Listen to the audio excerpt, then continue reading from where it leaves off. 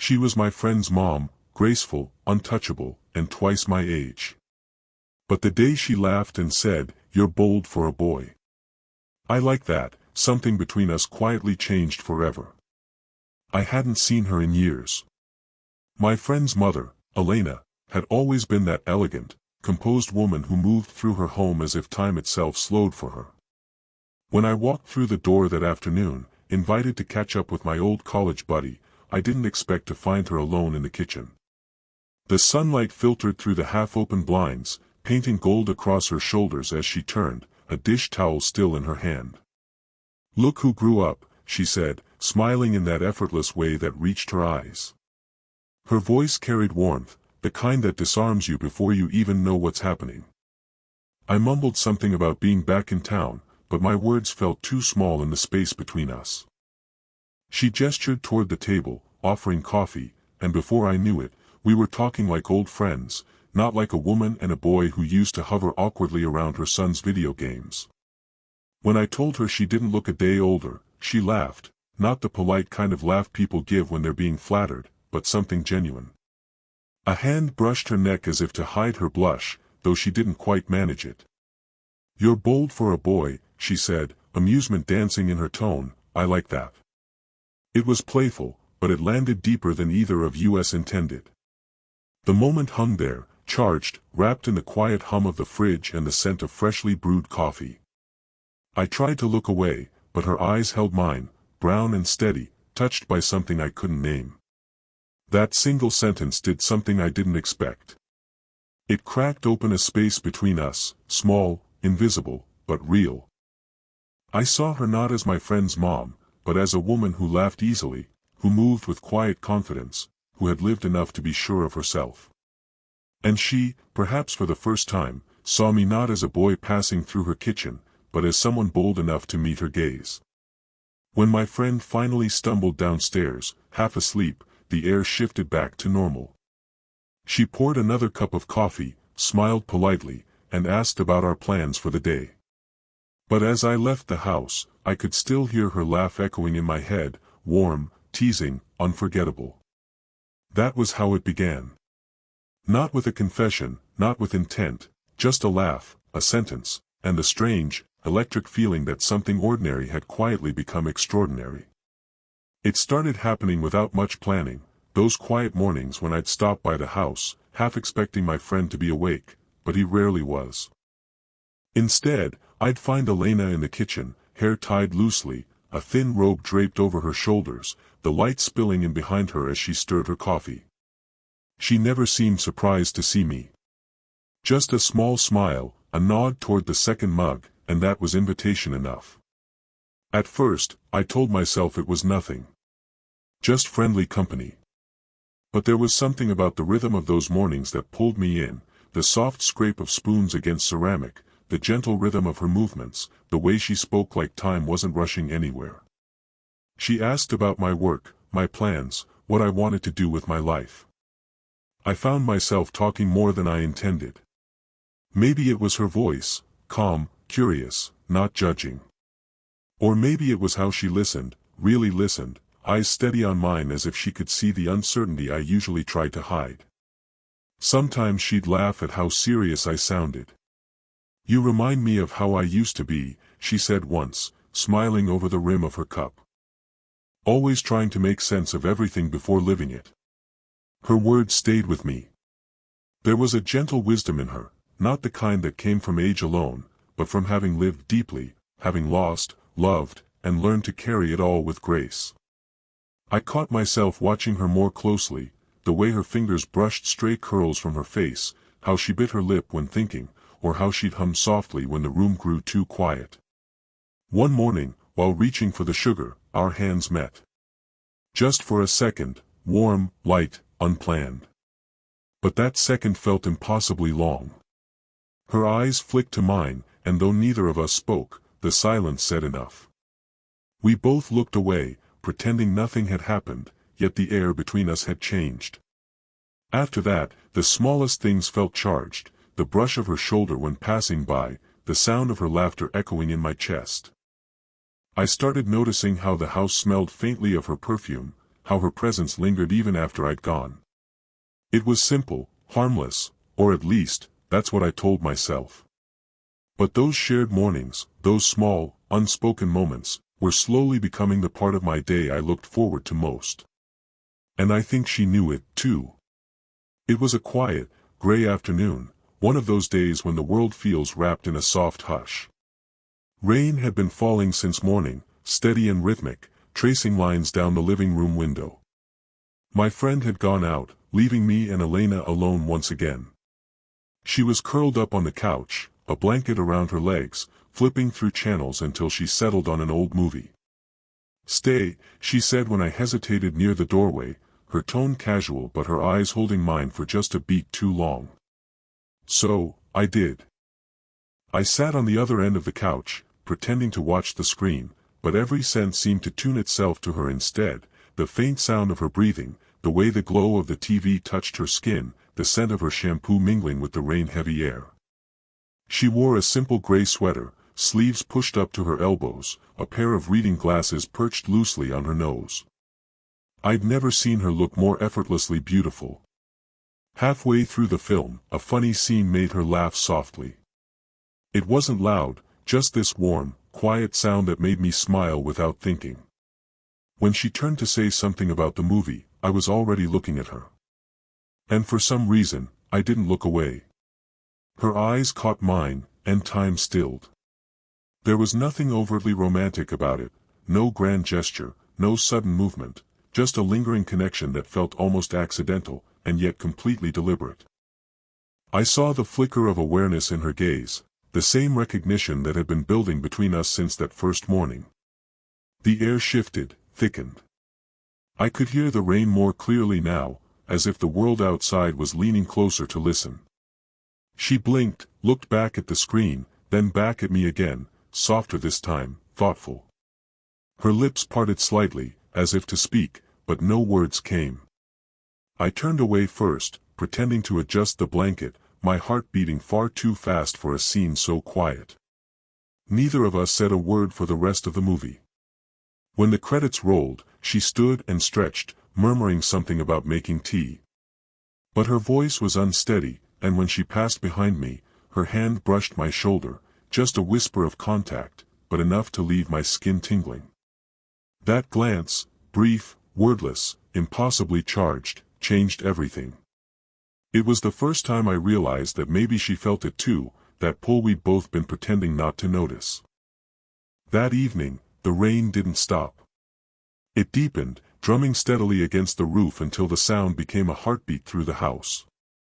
My friend had gone out again, leaving just Elena and me. We lingered in the living room, half talking, half listening to the storm, when suddenly, the lights flickered and went out. For a moment, the world disappeared into soft blackness. Then, a quiet laugh from her, low, unbothered, almost musical. "Looks like we're at the mercy of the weather," she said, feeling her way toward the drawer for candles. I followed, the faint glow from the lightning helping us see just enough. When the first match flared, its light brushed across her face, warm and trembling, catching the edges of her eyes, her hair, her smile.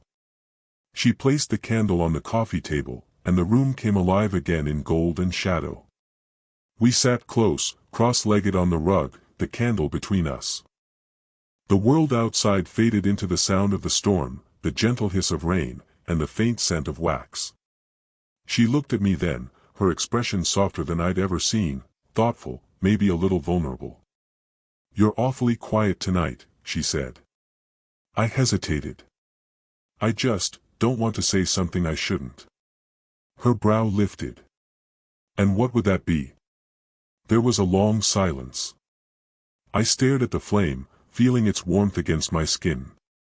"That I like being around you more than I should." The confession landed like a soft thud in the still air. She didn't laugh this time. She didn't look away either. The candlelight trembled between us as her eyes searched mine. For a moment, she looked almost startled, then her lips curved into something sad and knowing. "Oh," she whispered. "You shouldn't have said that." "I know." She looked down, her fingers tracing the rim of her mug. You're kind, she said quietly. And honest. But you're too young to be caught in something that won't end the way you want. Her voice was calm, but it wavered, the kind of waver that comes from holding back emotion. I wanted to tell her it wasn't about age, that it wasn't even about wanting something. It was about her, the way she made everything feel slower, steadier, real. As I handed her another candle, our hands brushed. She didn't pull back. For several seconds, the only sound was the storm's distant hum. Her thumb shifted, a small, almost imperceptible motion, enough to let me know she felt it too. Neither of us spoke again that night. But something had changed, not spoken, not promised, yet undeniably real. The morning after the storm, the world felt unnaturally still. Sunlight spilled through the kitchen window, soft and forgiving, but the air between us wasn't the same. Elena moved quietly, almost too deliberately, every motion careful, every glance measured. The easy rhythm we'd fallen into had vanished, replaced by something brittle and cautious. When I walked in, she was already there, pouring coffee. Usually, she'd greet me with that warm half-smile, the one that made the day feel lighter. This time, she didn't look up right away. "Morning," she said softly, sliding a mug across the table. Her voice was steady, but her eyes avoided mine. I wanted to ask if she was okay, if last night had meant something, or if I'd crossed a line.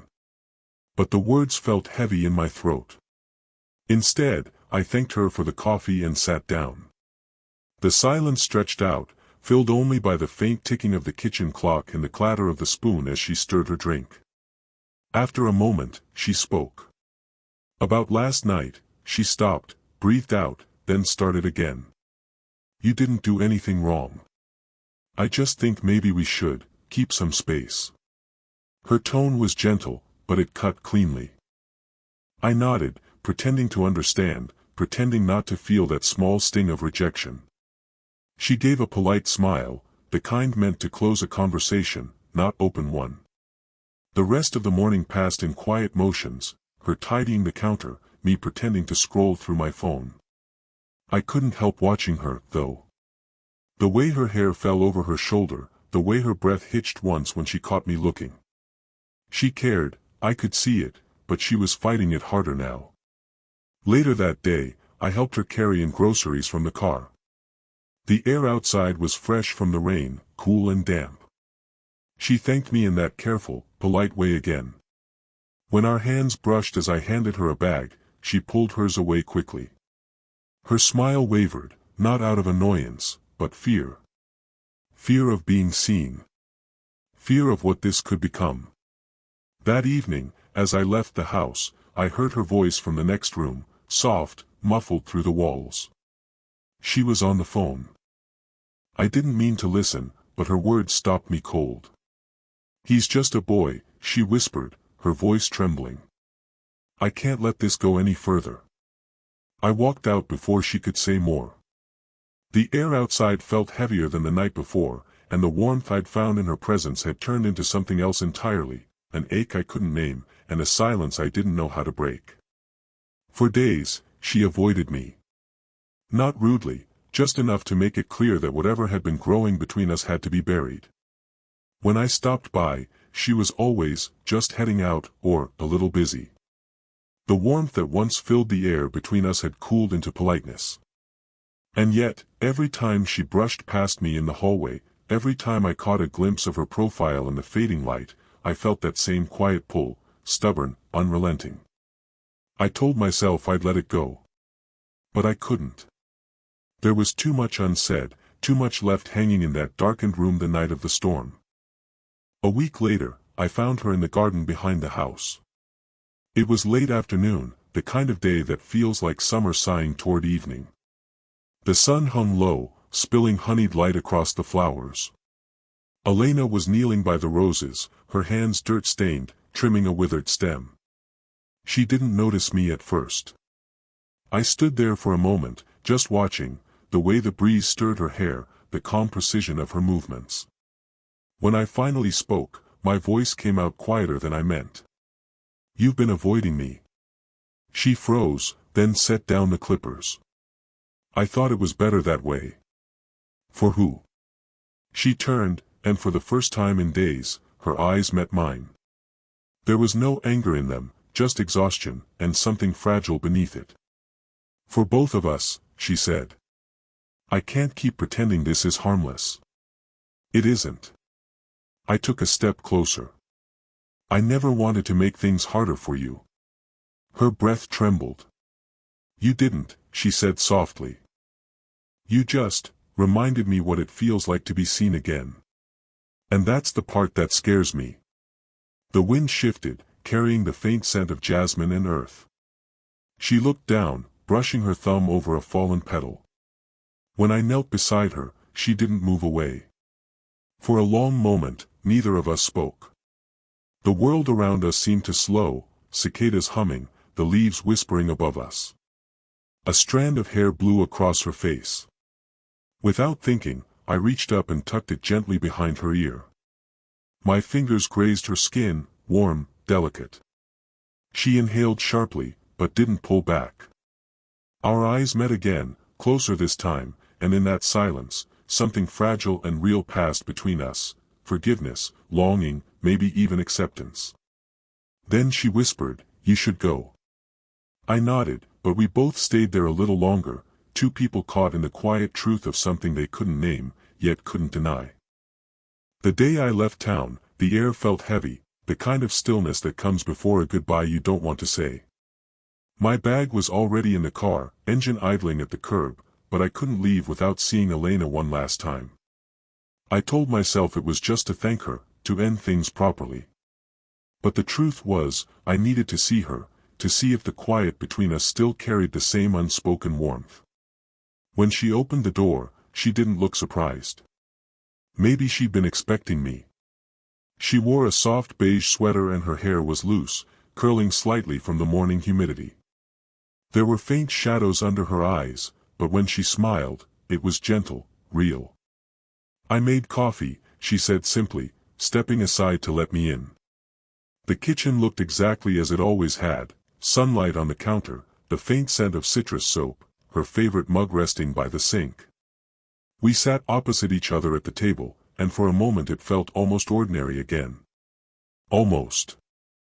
"I wanted to say goodbye," I said, my voice lower than I meant. She nodded slowly, her fingers tracing the rim of her cup. "You didn't have to," she murmured. "But I'm glad you did." We talked about small things at first: the road ahead, my plans, how the town would feel quieter once summer ended. But beneath every word was something heavier, unspoken. Every glance held a memory: the laughter, the silence, the things we never allowed ourselves to say. When the pause finally came, she looked up, eyes glistening. "You're going to do good things," she said softly. "You have that in you. Don't let anyone make you smaller." Her words hit deeper than she knew. I nodded, unsure what to say, afraid that if I spoke, my voice would break. When I stood to leave, she rose too. For a long second, neither of us moved. Then she stepped forward and wrapped her arms around me.